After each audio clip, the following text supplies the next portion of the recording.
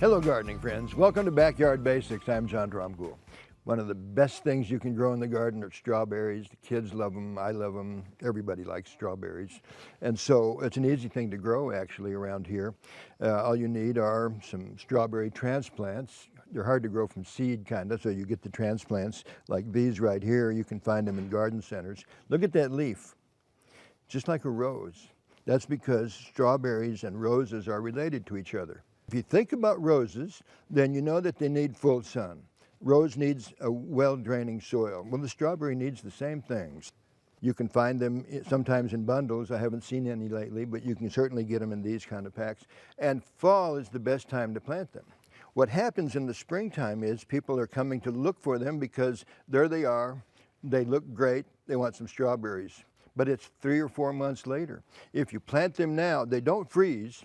If you plant them now, they will be this big by springtime and producing like crazy. If you plant them in the spring, they'll be that big and producing a few strawberries. So now is the time to plant the strawberry. In the garden, you develop the soil so that it drains well. Good organic matter, good drainage, that's key.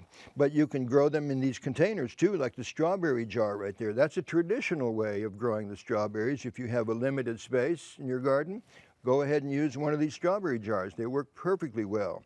Hanging baskets today, very nice way to put them outside. These containers like this one right here that are self-watering, perfect. Some of them hang on the balcony. Others can be used out in the landscape at home. You know that strawberries have a companion plant. It's spinach. So in between the plants, when you lay them out there, put a spinach plant in. Spinach is always a little bit late in the season to be available, so you leave the space until you find some, or you go ahead and start some spinach seeds indoors and then transplant them out there. But by the time you've got that spinach harvested, that strawberry is going to fill in the space.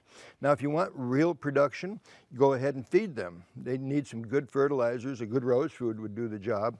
Where does the name strawberry come from? Not straw, not really. That's not the name source. One of the original ways that I've heard about it, and it is one of the ways that is done in, I think, in Brittany, and that is they're called strawberries because they were all over, and when they took the seeds, and they have seeds on the outside, and threw them out there, they strew the seeds everywhere and then harvested berries later on. Strawberry, that's where the name came from. A lot of folks, though, have also used the name strawberry, mainly because of the little seeds that are on the side of it. Those little seeds to them look like straw, so they call them strawberries. Well, anyway, that's a real fun thing to do in the garden. It's a great way to grow them with kids. And of course, there's nothing better than homegrown strawberries.